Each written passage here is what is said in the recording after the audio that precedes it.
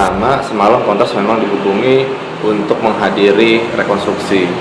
Namun kita menolak untuk hadir karena alasan independensi, dan kami belajar dari pengalaman bahwa setiap kasus yang coba ditangani sama pihak kepolisian itu kerap kali tidak menemukan jawabannya dari penanganan aksi massa ataupun kasus-kasus penembakan gitu. Makanya yang kita tuntut dari awal ialah pembentukan tim independen, yang mana Komnas HAM juga bekerja untuk menyelidiki kasus ini. Nah, harapannya Komnas HAM mampu melihat kasus ini secara komprehensif dan pihak dari luar kepolisian ini bisa melihat kasusnya secara utuh.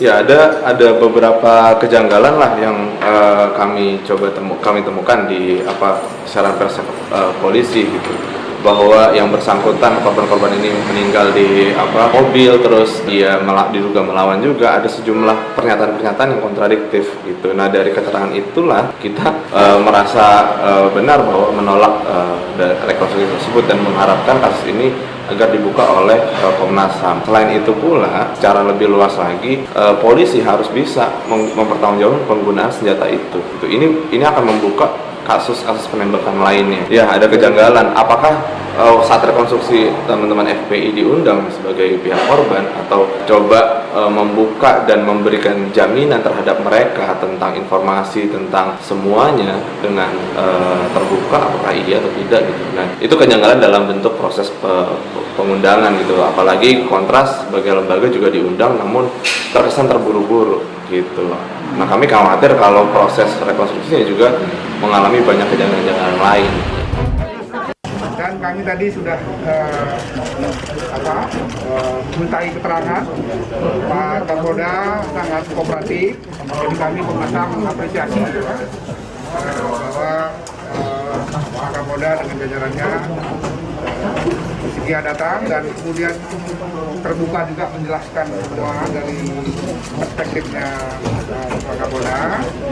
Dan tadi ada kesepakatan karena waktu ini kan hanya terbatas ya, jadi permintaan keterangan ini belum selesai. Jadi nanti kami akan mendalami lagi lebih detail satu persatu dari berbagai aspeknya, termasuk nanti juga barang-barang bukti segala macam tadi sudah disepakati.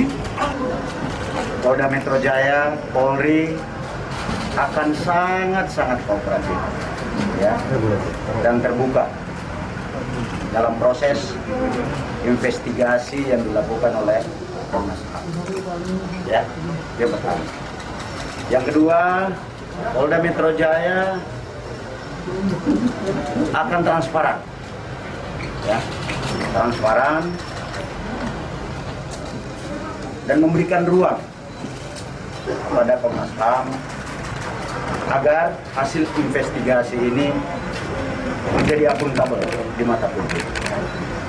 Kami memiliki kepentingan agar kasus ini terang benderang di mata publik. Kami akan memberikan fakta yang berbasis scientific crime investigation. Kita semuanya kita sampaikan secara ada prosedurnya, baik itu di kilometer 50 maupun di titik lainnya. Kalau kemudian yang mengenai CCTV yang dibilang rusak, itu sebenarnya enggak. CCTV kita itu semua berfungsi. Jadi CCTV kita di Jakarta Cikampek dan elevated maupun di bawahnya itu ada 277 CCTV. Ya, yang kemarin memang kebetulan terganggu itu bukan CCTV-nya, CCTV itu berfungsi, tapi pengiriman datanya itu terganggu. Itu hanya 23 CCTV dari kilometer 49 sampai 72. Itu hanya yang dilacur, di gerbang, di lain-lainnya dan sebelumnya itu semua ada. Jadi hanya sekitar 23. 23 itu bukannya nggak berfungsi ya, berfungsi, hanya pengiriman datanya berapa jam terganggu. Karena waktu mau perbaikan hujan, karena itu kan harus dideteksi ya pakai suatu alat. Tadi kan di awalnya dikatakan ada tembak-menembak, kemudian ada serangan, tetapi kemudian berubah ya, bahwa mereka ditangkap. Setelah diinvestigasi oleh teman-teman wartawan di sana, ternyata tidak ada tembak-menembak di lokasi KM 50. Kemudian terjadi serangannya di atas mobil. Nah, kalau serangannya di atas mobil ya, kita pertanyakan, kalau 4 orang yang masih hidup itu di atas mobil, artinya kan itu sudah diakui ya, sekarang ini sudah diakui bahwa yang 4 masih hidup. Itu dulu poinnya. ya 4 itu masih hidup pada saat itu, berarti tidak terjadi tembak-menembak. Kemudian dibawa pakai mobil dan di dalam mobil dikatakan difitnah bahwa melakukan mencoba merampas senjata petugas. Loh, tadinya katanya ada senjata dari dari yang tewas ditembak ya.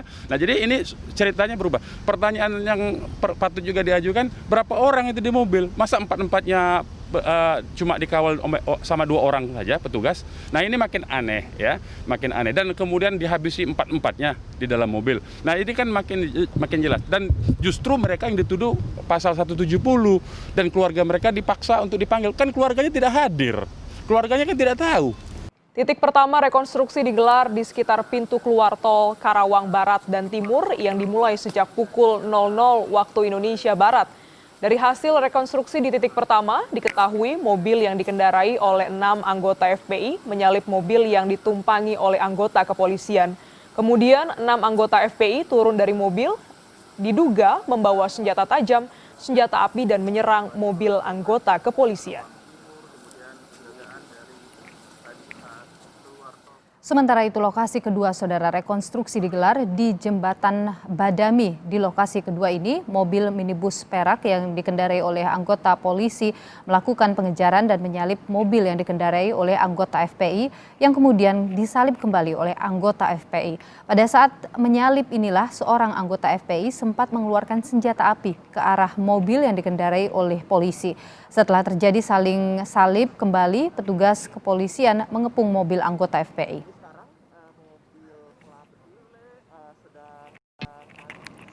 Selanjutnya, rekonstruksi digelar di kilometer 50 Tol Jakarta Cikampek. Di lokasi ketiga ini, anggota polisi berhasil menyalip dan memberhentikan mobil yang dikendarai oleh anggota FPI. Di lokasi ini, 2 anggota FPI ditembak oleh anggota polisi, sementara 4 anggota lainnya yang diperintahkan untuk tiarap dan digeledah, dan kemudian dibawa oleh mobil polisi yang berbeda.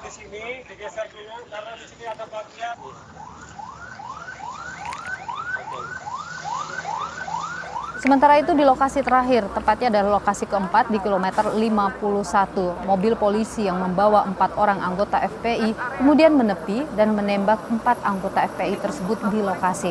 Menurut pihak kepolisian, penembakan tersebut merupakan tindakan terukur karena ada upaya mencoba merebut senjata api dari anggota kepolisian yang berada di dalam mobil.